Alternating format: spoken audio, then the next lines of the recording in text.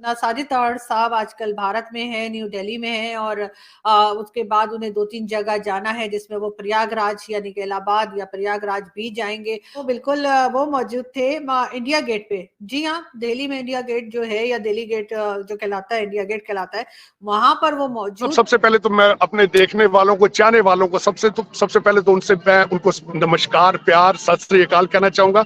और सबसे बड़ी बात यह है कि चीमा साहब उनसे मेरी कि I feel like home. India is my second home.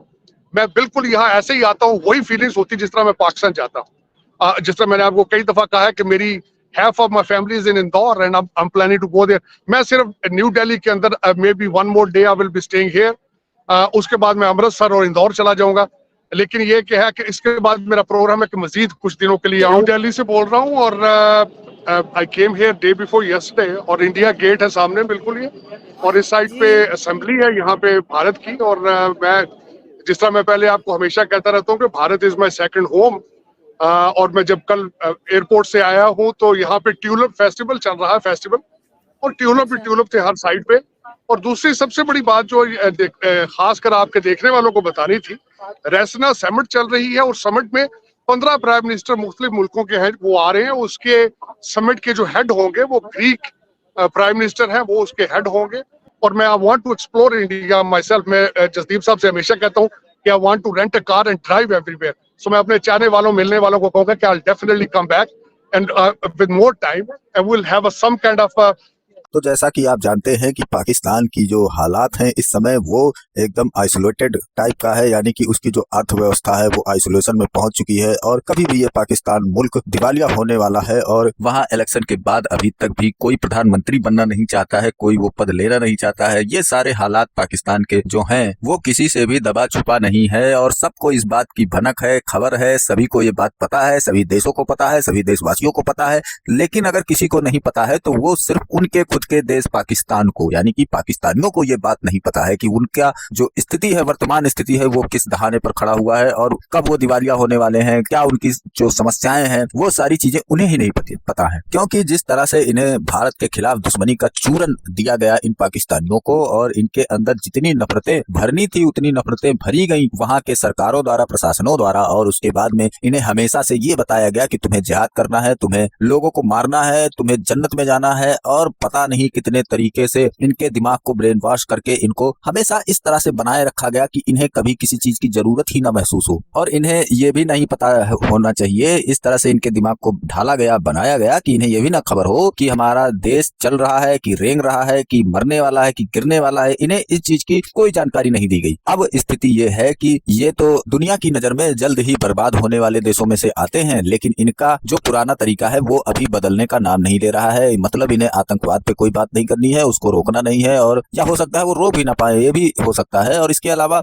ये कोशिश भी नहीं करना चाहते हैं इन सब चीजों को, अपनी स्थिति सुधारने की। इनको लगता है कि ठीक है, हम जिसको प्रधानमंत्री बनाएंगे, जो बनेगा वो भीख मांग कर लाएगा, इधर उधर से कर्जा लेकर आएगा और किसी तरह से मुल्क चलाएगा। और हम, यानी कि इनके जो एस्टेब्लिशमेंट के लोग हैं और जो इनके मिलिट्री मैन हैं, ये सब दिमाग लगाए हैं कि हम जहर बोते रहेंगे, हम कुछ बदलने वाले नहीं हैं। तो ऐसे में वहां पर जो अच्छे लोग होते हैं वो निकलकर भाग लेते हैं, क्योंकि वो सही की बात करते हैं, सच्चाई की बात करते हैं, और वो पाकिस्तान के और देशों के भले की बात करते हैं, शांति की बात करते हैं। और ऐसे लोगों को पाकिस्तान छोड़कर अमेरिका में शिफ्ट होना पड़ता है या इधर उधर कहीं भी ये शिफ्ट हो जाते हैं। और उसी में से एक है साजिद तर्रार साहब। इन्होंने भी पाकिस्तान को छोड़ दिया था और अमेरिका में जाकर बस गए थे। और इसके बाद में अब ये पाकिस्तान और भारत के जो राय कायम करते हैं वो बेचारे अमेरिका से बैठकर ही कायम करते हैं। पाकिस्तान में अगर वो गए तो उनको हमें लगता है कि उठा दिया जाएगा, गायब कर दिया जाएगा, तो इसलिए वो पाकिस्तान नहीं जाते हैं। अब वो आए हैं इंडिया घूमने। तो वहां पर उन्होंने जब देखा कि किस तरह से इंडिया तरक्की कर गया है और किस तरह से आज के 5 साल पहले, अब ये उन्हीं का कहना है कि वो 5 साल पहले आए थे तो भारत में कुछ और सिस्टम था, अब कुछ और सिस्टम है, यानी कि चीजें बदल रही हैं, धीरे धीरे डेवलपमेंट हो रहा है। और हो सकता है कि भारत आगे चलकर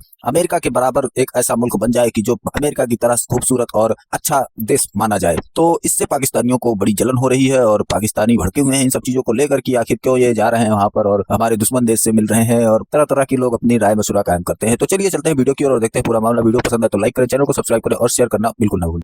A small event here in New Delhi sound where all of us we can get together and we can talk, we can express, we can share our ideas of the same। जिस तरह मैं हमेशा कहता हूँ, पहले जिस तरह एक प्रोग्राम था प्यार की, शांति की चीजें, अमन की बातें सारी शेयर करेंगे।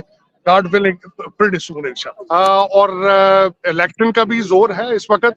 और आपने देखा होगा कि कंपेयर करूं तो हमारे पाकिस्तान में चट्टा साहब के न्यूज बड़ी गर्म चल रही है, लेकिन यहाँ पे मैं जिस तरह हमेशा पहले भी आपके देखने वालों को बार बार बताता हूँ कि भारत जो है वो तरक्कियों पर है, और जो इस समिट की वजह से भी 15 prime minister coming to new Delhi is a big news. और फॉरेन मिनिस्टर्स 15 फॉरेन मिनिस्टर्स आएंगे। मतलब मैं जब उतरा हूँ इंदिरा गांधी एयरपोर्ट पे, मैं जब बाहर आया हूँ, खासकर तो Indira Gandhi airport is worth seeing it, it's amazing airport. लेकिन जब मैं बाहर आया हूँ, जिस तरह मैंने बताया कि कोविड के बाद मेरा ये पहला ट्रिप है, I was surprised to see the cleanliness of new Delhi. Matter of fact, I was like I told you, the whole city is full of tulip festival going on, और आई एम सरप्राइज्ड। मैं America में living since 35 years, I haven't seen America that much cleaner than new Delhi. मेरे साथ ना सिर्फ मैं था, जसदीप साहब की भी बिल्कुल यही फीलिंग्स थी कि लेकिन मेरे लिए इट्स वेरी आई ओपनिंग, क्योंकि मैं आज से 5-6 साल पहले, कोविड से पहले आया था यहाँ पे, तो मैं जब अपनी नजर से देख रहा हूँ कि भारत उससे भी ज्यादा, new Delhi is very clean. Bharat is moving rapidly towards achieving the goal to become regional super power और द सुपर पावर। तो मैं उसमें उस हवाले से भी लेकिन मुझे बहुत अच्छा लग रहा है कि यहाँ से you can see the India rising, you can see the motivation of people, their appetite to move forward to take India to the next level. आप जिस तरह देख रहे हैं, अगले दिन म्यूनिख के अंदर डॉक्टर जयशंकर जिस तरीके से उन्होंने कॉन्फिडेंस के साथ जवाब दिए हैं, जिस तरीके से he was full of confidence, the way the rise of India, मैं उसी तरीके से उसको आई विटनेस कर रहा हूँ। It's an amazing experience I'm going through it. Hotels, I was surprised to see, I haven't seen, I'm staying at Oberoi, आपको पता ही है कि मेरी feelings for India, for Pakistan, और सारे रीजन के लिए, स्टेबिलिटी के लिए, ट्रेड के हवाले से, पीस के हवाले से। लेकिन ये कि मैं एक दफा, ये मेरी बड़ी पुरानी ख्वाहिश थी कि इंडिया गेट से आपके देखने वालों को, अपने सुनने वालों को, आपसे एक प्यार का, एक मोहब्बत का मैसेज जो है वो कन्वे करूं। I am very humble, I am very thankful कि मुझे अपॉर्चुनिटी मिली है भारत आने की, और I can not express my feelings. And I haven't scene such a hotel, specially hospitality I cannot find in United States of America, so I can see it the way the India is rising.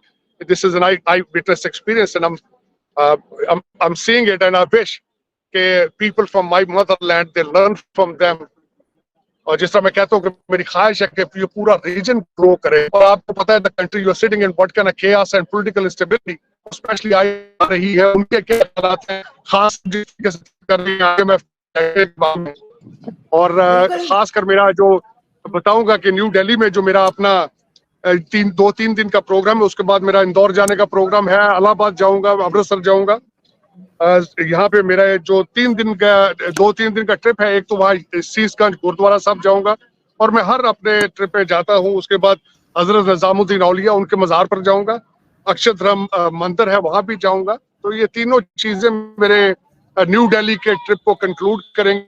जिस तरीके से हमारे नए prime minister हैं, वो कहते हैं कि this time we will look for the $6 billion। तो मेरे ख्याल में चाहिए तो यही था कि वो आर्टिफिशियल इंटेलिजेंस की बात करते, एक्सपोर्ट की बात करते, तो प्रोडक्ट भी की जाती, गवर्नमेंट और सारी अवाम मिलकर तरक्की की बात करते। आइसोलेशन में है आप इस वक्त रीजन के अंदर। उसके बाद गोल्डन टेम्पल जाऊंगा, हरमंदिर साहिब। दीप साहब जो कि इंदौर से मेरे साथ है, वो भी, और जगह मेरी, जिस तरह मैंने बताया कि Indore my second home as well.